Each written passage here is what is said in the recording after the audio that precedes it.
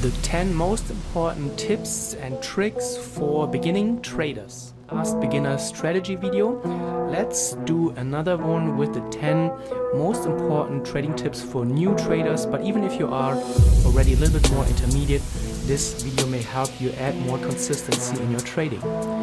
So first of all, master one setup. It is very important that you stop system hopping.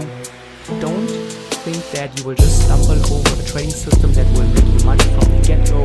This is not how trading works.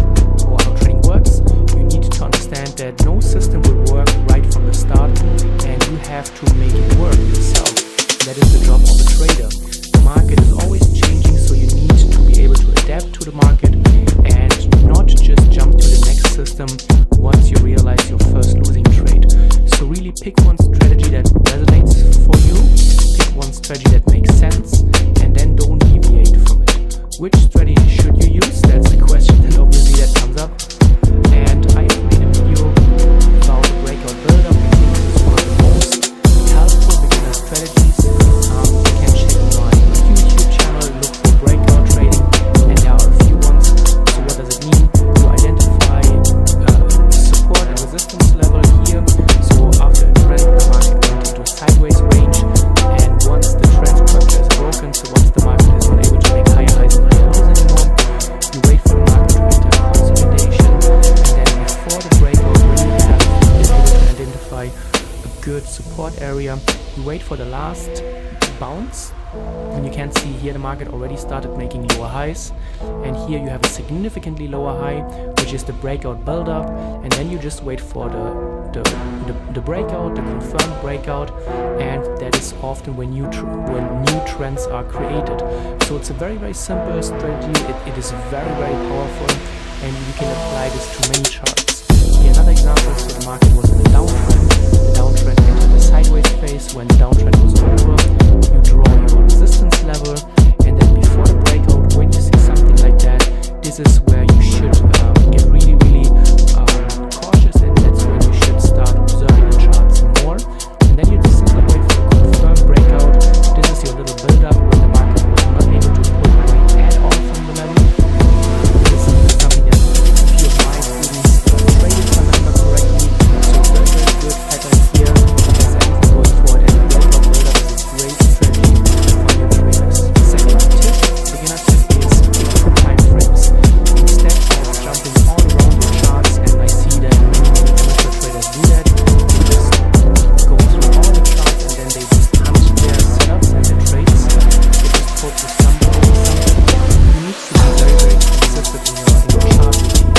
So what you do is that you pick 2 time frames and you avoid all the other time frames. This will help you to reduce a lot of noise in your trading, and it will help you establish consistency and confidence because you know exactly what you're looking for. The question then obviously is always which time frame do you choose. And this is very personal. So if you need to trade the daily and 4 hour level, there are other traders who trade the 4 hour and 1 hour.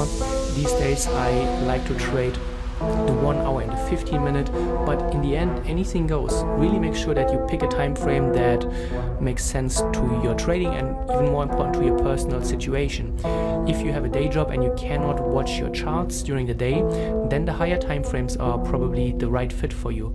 But if you can monitor the lower time frames during the day, you have more options. And make sure that you pick 2 time frames, write it down, and for each question that I go through, and for each point that I go through in this video, make sure that you write it down and write your answer down.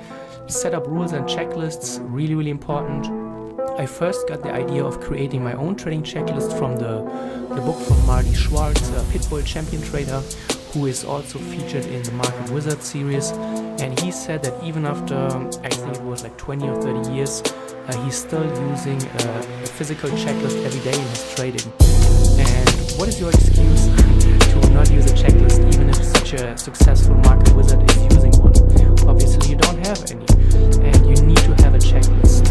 And a checklist is tailored to your own trading style, so whatever your strategy is made up of, that needs to go in your checklist. So it will be very individual. And also you could have points in your checklist like, am I on the right time frame? So in the previous point in the previous example, in the previous slide, we identified or we picked 2 time frames. So make sure that whenever you get into a trade, it's the right time frame. You check your news calendar, so you make sure you're not overlooking something. Do you have the right position size? Do you set your stop loss? Is your reward to risk ratio right? Those are all things that can help you avoid obvious mistakes. 4. Trading at key levels. I just recently made a video where I break down the current, the 11 most important chart levels, and this is very, very important. Instead of chasing the price, once you identify the key price levels, you just let the price come to you. You are not taking trades all over the place, but you're only taking trades at levels where they make sense. So that can increase or may increase your odds of finding better trades significantly. And for that we use support and resistance and supply and demand. So for example, we look at previous, or whenever the market made a previous swing high, then we draw a level, we wait for the market to get there, and then we can go to a lower time frame, for example, and then time your trades. Or when resistance turns into support, those are also levels that you can mark on your charts. Double bottoms, double tops are very important, and significant previous swing highs, they often act as support and resistance in the future. Supply and demand areas also work very, very well. So once you have identified a demand area, you just draw it on your charts, wait for the price to get there, and then you go to a lower time frame, and then you wait for a trading opportunity into the right direction based on the trading system. 5 sounds very simple, but it's very important. Candle close to shift decisions. So avoid making mid-candle decisions. It may reduce a lot of noise from your trading.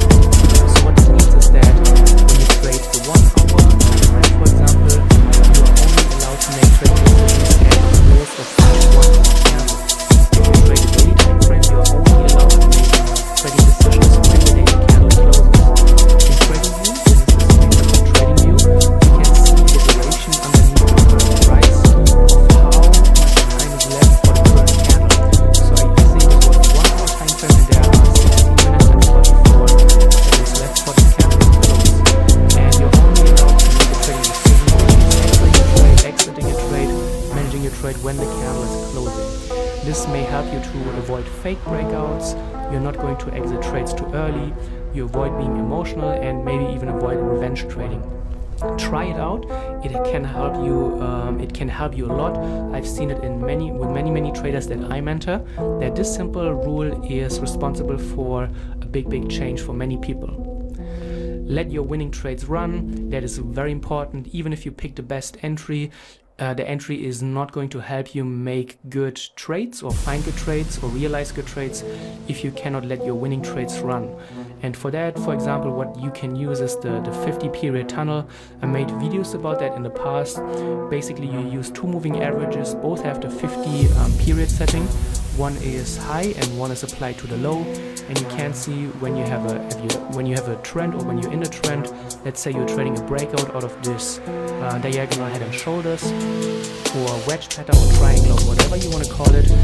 You stay in the trade as long as the market is not breaching your tunnel, and this can help you apply a more objective approach to trade management and helps you stay in trade with an objective approach. Here another example. Let's say you are in the breakout trade after this lower bounce here. The lower bounce was triggered here with a breakout, and then you stay in your trades as long as the market is not violating the tunnel. This I have seen it many times. It may help many traders apply and use a more objective trade management approach. And letting winning trades run is one of the hardest things that a trader has to deal with. And again, even the highest win rate, even the best entry will not make you money if you are not able to let the winning trades run. Set the right stops, also very important. Stops must be protected. Don't set them too close, and never trade without a stop. So when we talk about breakouts, for example, on a breakout you always have a breakout level, so support resistance level, in this case the support level. Let's assume you get into a breakout here. This is your entry price. Your stop loss needs to be protected. It needs to be placed at least above the breakout area, not too close above the breakout point. And even better, you can use the last swing high. So you have 2 levels and 2 points of protection between the entry price and your stop loss. First, the previous support level that hopefully turns into resistance, and the last swing high. And this means that if the market reaches, or if the market gets to your stop loss, it has violated 2 very, very important levels. First, it's not going to make lower highs anymore if it gets to your stop, which is not good if you are betting on a downtrend. And second, it is also not respecting previous support and resistance. So this is where you protect your stop loss. Here, the other example from the beginning, you have the breakout trade, and this is also the filter, and when you put your stop loss below, first of all, breakout level, previous resistance, which is support, and then also below the last swing. That is where you protect your stops. 8, realistic reward to risk ratio expectations. It's very, very important to understand that you don't need a very high win rate. You also don't need a high reward to risk ratio. More and so I said before that there are many traders who have a good trading system, but they ruin it by trying to turn it into a perfect trading system.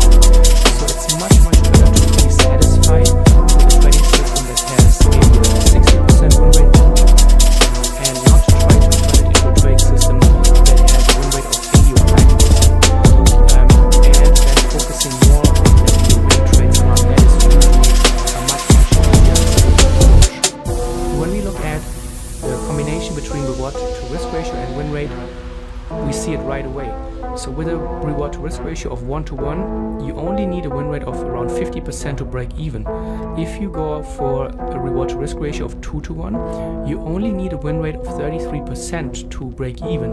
If you trade maybe with a 40 or 50 or 60% win rate, a 2 to 1 reward to risk ratio just based on the math is going to make you money long term. This is how math works. So you don't need a high win rate, you don't need any really large reward to risk ratio numbers. I see many traders try to go for a 5 or a 6 or a 7 reward to risk ratio, but this is often a sure way to lose money, because the market will, it's very hard to realize such big reward to risk ratio trades, because you need to stay in trades very long. So settle for, or be okay and be satisfied with maybe a lower win rate and smaller reward to risk ratios. Your trading will thank you for that. Number 9, consistent position sizing. Inconsistent position sizing skews your results, and I have seen many traders with a profitable or a potentially profitable system, and they still lose money because they size their trades incorrectly. So let's take a look at this 5 trade sequence. We have 5 trades, win, loss, win. So overall you would average a 60% win rate, and the trader is using not a consistent position sizing approach. He has 1%, 2%, and then on his last 2 he risks 0.5%. And this is very often what happens. You have a winning trade, then you risk more, and then you don't reduce your risk after a losing trade because you want to make up for the losses. But then you get maybe scared after 2 losses in a row, and then you only risk 0.5%. This is very often actually true and what happens for many traders. But when you sum up those results, and if you trade with a 2 to 1 reward to risk ratio on your trades, you end up realizing not making any profits. You make 2%, you lose 2%, and on your last 2 trades you make 1% each with a 2 to 1 reward to risk ratio. And with a 2 to 1 reward to risk ratio, remember what we've seen previously, you only need a win rate of 33%, but you have a win rate of 60%, so you should be making money just based on simple math. But you're not making money because you're inconsistently sizing your positions. You're giving your losses way too much weight, and you are undervaluing your win